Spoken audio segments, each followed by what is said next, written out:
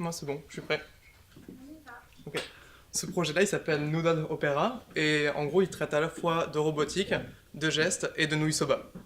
J'ai utilisé aucun des dispositifs qui nous ont été proposés durant ce workshop parce que j'ai pas réussi en fait à me projeter avec ça. Donc du coup, j'ai décidé d'aller filmer un artisan qui fait des nouilles. Dans l'idée de ce workshop, j'avais envie en gros d'étudier le rapport en fait à la gestuelle et que la gestuelle a avec la robotique et notamment avec l'intelligence artificielle. Je me suis posé en fait la question des qualités de mouvement qu'on pouvait robotiser ou pas et des mouvements qui pouvaient en fait devenir un peu comme des patrimoines vivants en fait d'une pratique, notamment de la cuisine. Alors, du coup, j'ai été voir, je me suis inspiré en fait de la manière dont on schématise la danse pour créer une espèce de répertoire de formes qui pourrait en fait codifier et schématiser en fait les techniques de cuisine. Du coup, il se base essentiellement sur le format de la main et il est vu de dessus. Donc les trois signes de base sont la main fermée qui est un rond plein, la main ouverte et seulement sa paume en fait qui est un demi-cercle et la main complète avec les doigts. À ça on peut ajouter des qualités de mouvement qui sont l'inclinaison qu'on peut voir en fait sur la première jauge qui est la jauge qui est juste ici. Et ensuite il y a la pression exercée lors du geste qui est le deuxième cercle. Plus le cercle est complet, plus la pression est importante. Il y a ensuite la direction du mouvement. Le petit trait en fait signifie l'arrêt du mouvement, donc du coup donne la direction, et on peut également représenter des courbes ainsi que des mouvements complexes grâce à ça. Il y a également des objets qui peuvent être intégrés dans le schéma, notamment les couteaux, tout ce qui est rouleau, tous les ustensiles de cuisine finalement. Et j'ai essayé en fait de trouver un système qui permet de représenter à la fois la chronologie, à la fois la répétition et à la fois une quantité variable de mouvements. Ça s'inspire des partitions de musique et des portées, mais j'y ai rajouté en fait une boucle. Donc les boucles en fait se lisent de la même manière que pour la musique. Donc en gros on avancerait tout simplement comme ça sur la portée. Et dès qu'il y aurait un mouvement répétitif ou une série d'actions à refaire, on suivrait la boucle en fait, avec un nombre codifié de répétitions. Donc j'ai été voir ce monsieur-là qui s'appelle Olivier, et qui est à 2 pas de l'école et qui fait des nouilles soba. C'est des nouilles traditionnelles japonaises. Je me suis intéressé à cette pratique parce que c'est une pratique qui a à la fois un caractère assez ancien et donc du coup un savoir-faire important, mais également en fait un potentiel de robotisation qui est énorme. Il y en a déjà qui sont faits de manière industrielle, mais on ne peut pas tout robotiser. Et c'est ce que j'ai en fait essayé de prouver dans les vidéos et dans la schématisation. Tout le principe du schéma en fait il est destiné à arriver à un point qui est assez critique, c'est de démontrer que tout n'est pas schématisable et justement d'identifier en fait tous ces mouvements qui sont du coup des mouvements qui ne seraient pas robotisables finalement, de par leur qualité de mouvement. Donc en fait j'ai pris en photo aussi tous ces outils qui sont des énormes couteaux, notamment un guide en fait en bois qui est ici, qui lui permet en gros de ne pas se couper lorsqu'il fait le débit de toutes les nouilles. Là vous avez des exemples en fait de partitions du coup que j'ai écrit moi-même en suivant ces mouvements. Celle-ci en fait elle concerne le moment où il fait la boule de pâte juste avant de préparer la découpe. Celle-ci elle concerne le moment où il étale la pâte avec le rouleau. Et pour illustrer en fait tous ces gestes, j'ai fait une petite vidéo qui normalement part maintenant.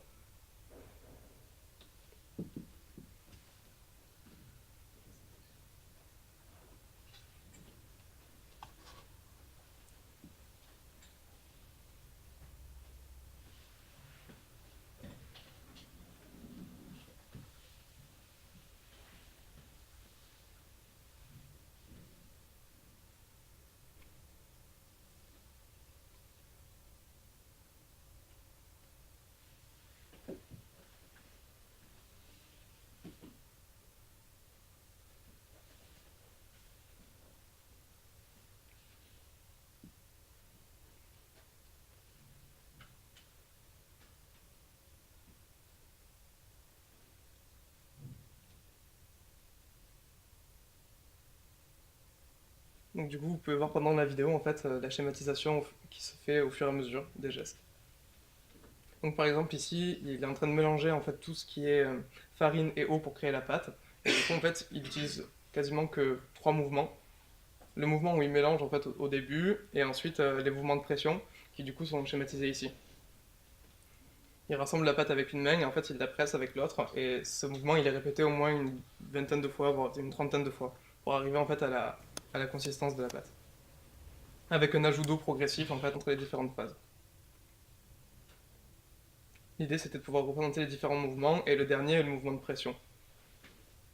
Là il est passé au pétrissage de la pâte, du coup le but est d'enlever les bulles d'air, donc il y a en fait un enchaînement successif de mouvements qui est de pousser la pâte vers lui.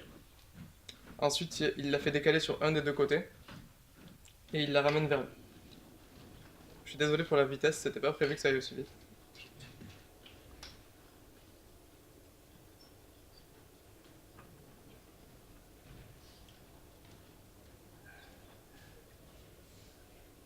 Ça c'est notamment un des mouvements que j'ai pas réussi à schématiser.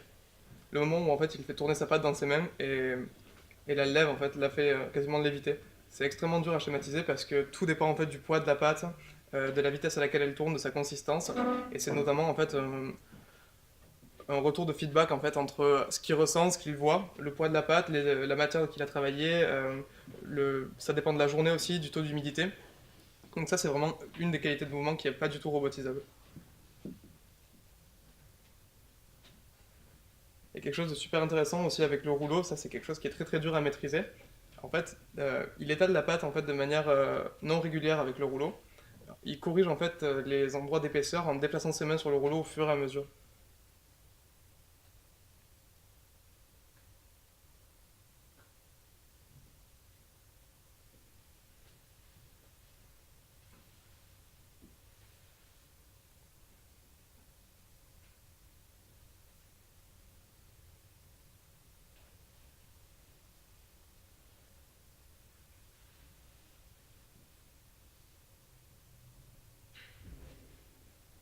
Ce mouvement aussi de rotation là, ça c'est un des moments clés en fait de la préparation. C'est un moment qui est assez dur à maîtriser, qui est pas du tout robotisable lui non plus. C'est un des seuls d'ailleurs dans la chaîne industrielle qui n'est pas robotisé. C'est en gros le pliage de la pâte avant la découpe. Donc ça donne le rouleau que vous avez ici, mais ça dépend en fait de beaucoup de facteurs qui sont notamment l'épaisseur de la pâte, et le tout est de ne pas la déchirer.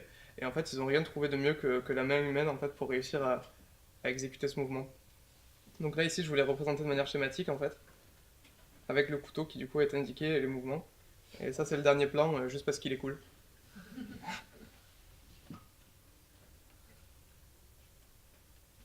C'est assez satisfaisant comme mouvement. Voilà.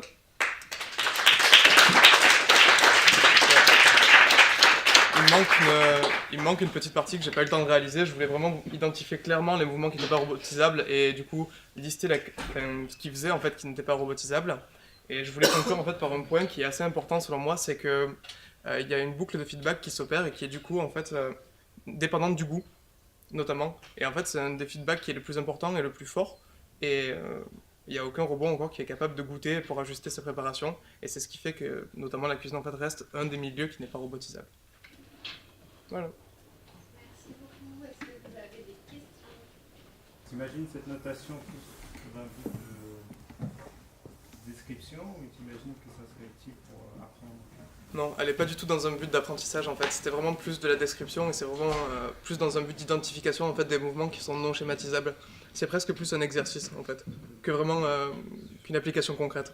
C'est vraiment peut-être un outil en fait pour déterminer des zones un peu plus critiques. Et puis le but du projet était aussi d'être critique à l'égard du coup d'une robotisation extrême de certains points de la société, et du coup ça c'est cool si on peut pas du coup tout schématiser.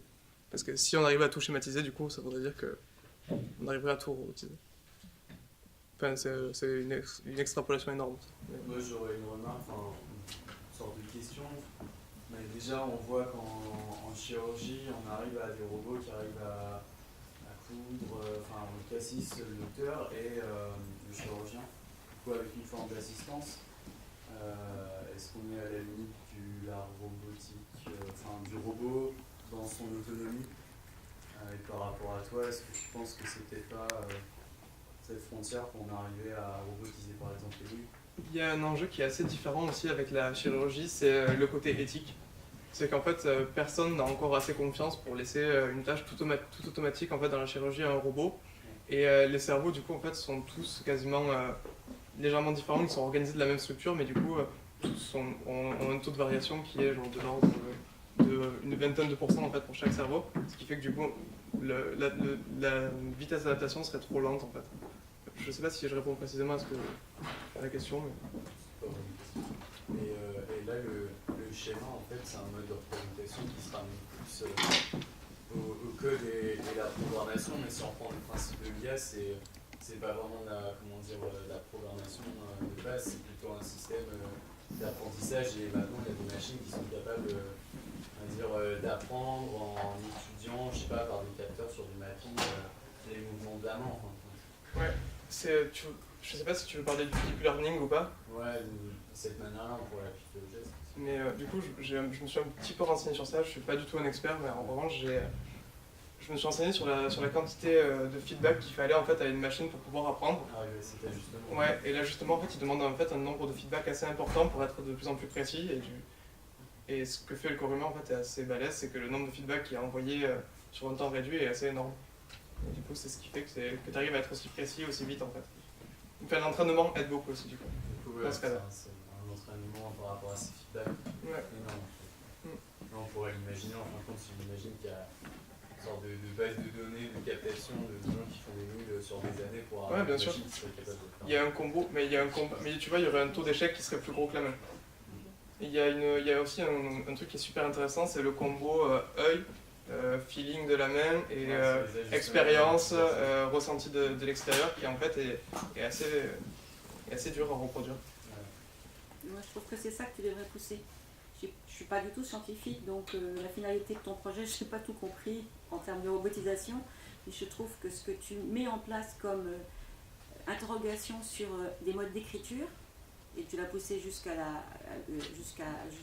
l'évocation de la musique et de la partition, je trouve que ça vaut le coup d'être poussé un peu plus loin.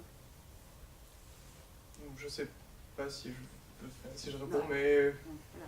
parce que l'écriture du coup, là, elle est super dure en fait à développer. C'est prétendre à développer un système d'écriture je sais pas, de la cuisine en une semaine, c'est genre hyper prétentieux. Pas forcément de Ah, la c'était- de la cuisine, Et mais du je trouve que le principe de re-questionner la façon dont on symbolise les choses, dont on se sert de l'écrit, dont on se sert du signe, et plus loin, comment se construit une partition de musique à l'écrit, je trouve que c'est une question très Oui, intéressante. c'est la question de la notation, de la description, et c'est une question très pertinente dans ton projet. Et Ouais. je trouve que c'était très courageux de te dire que tu faisais tout ça en une semaine. Je trouve que tu as réussi quand même à développer.